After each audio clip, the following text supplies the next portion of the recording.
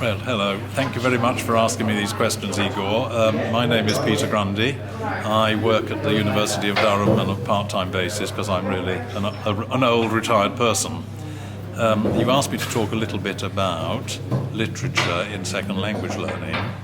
I think first of all we should distinguish between different kinds of literature or genres. For example, poetry we read much more slowly than we would read anything else.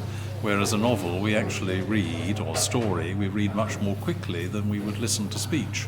So these are completely different kinds of product, if you like, and to my mind we call them literature, but there's no real reason to think that we have the same approach to each of them.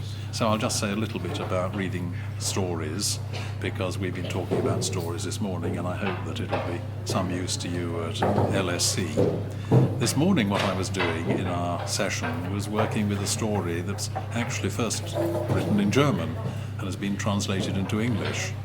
And I had this idea, I don't know whether it would appeal to you as a reader or as a teacher of readers, but I had this idea that if you read the story, or parts of the story, first of all in English, you might be motivated to read the whole story in your first language. That would be German, of course, for this particular story, but it would be easy to find a story written in Russian that's translated into English, and you might first of all read it in English. So you read parts of it and you realize the story is an important story. The story we read this morning is about how you feel towards somebody when you're young, and what happens when you meet this person when he's an old man and no longer remembers you, and when you have suppressed this memory of being a teenager and falling in love with him.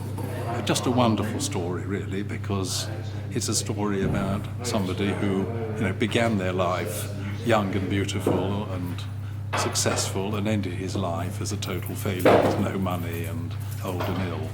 And just reading little bits of this story and meeting little bits of it in different ways, bits of dialogue, little bits of surrounding text, I hope people will go away and say, I really want to read this story in German. And I can imagine if you read a story, you started in English, you read it in Russian, you'd be comparing the English dialogue with the Russian dialogue, the English narrative with the Russian narrative, and you learn a lot about both languages while you're doing this.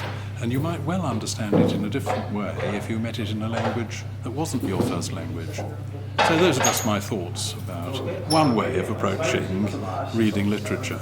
Try reading it in translation and then go back and read it in your first language. In other words, don't start with a simplified reader in English that exists only in English. Start with something that exists in Russian and has been translated into English at a level that is appropriate for you. That's my thought. Thank you so much. Thank you.